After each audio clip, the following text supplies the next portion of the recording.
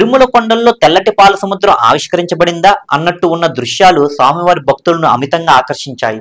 భక్తులు చాలా మంది అమితమైన ఆశ్చర్యానికి గురయ్యారు. గతంలో ఎన్నడూ చూడని విధంగా పాల సముద్రం తిరుమల గిరుల్లో ప్రవహిస్తున్నట్టుగా, కళ్ళకు కట్టినట్టుగా అద్భుత దృశ్యంగా కనిపించటం మామూలు విషయం కాదు. తిరుమల కొండలను తెల్లటి పొగమంచు కమ్మేసింది. అప్పుడే మొదలైన ఎండాకాలంతో రాష్ట్ర వ్యాప్తంగా ఎండలు దంచుకొడుతుంటే తిరుమలలో మాత్రం ఇందుకు భిన్నమైన వాతావరణం కనిపిస్తుంది. తెల్లవారుజామున మంచు కమ్మేసి చల్లటి వాతావరణం భక్తులకు ఆహ్లాదాన్ని అందిస్తుంది. ఇక భక్తులు కార్లు ఆపుకుని ఫోటోలు, సెల్ఫీలు దిగుతూ సందడి చేశారు.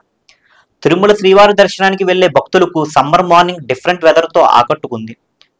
పొగమంచు కప్పేసిన తిరుమల కొండల్లోని వాతావరణం భక్తులను, ప్రకృతి ప్రేమికుల్ని మంత్రముగ్ధుల్ని చేసింది.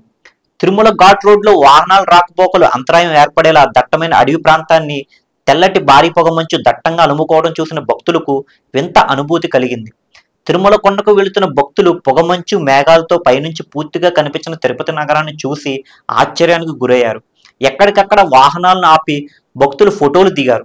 ఒకవైపు ఈ నెల మొదటి వారం నుంచే ఉదయం 10 గంటలకంతా ఎండలు దంచి కొడుతుంటే ఈ రోజు తిరుమల గిరులకు చేరే భక్తులు కనిపించిన వెదర్ వారికి దివ్యానుభూతికి కారణమైంది.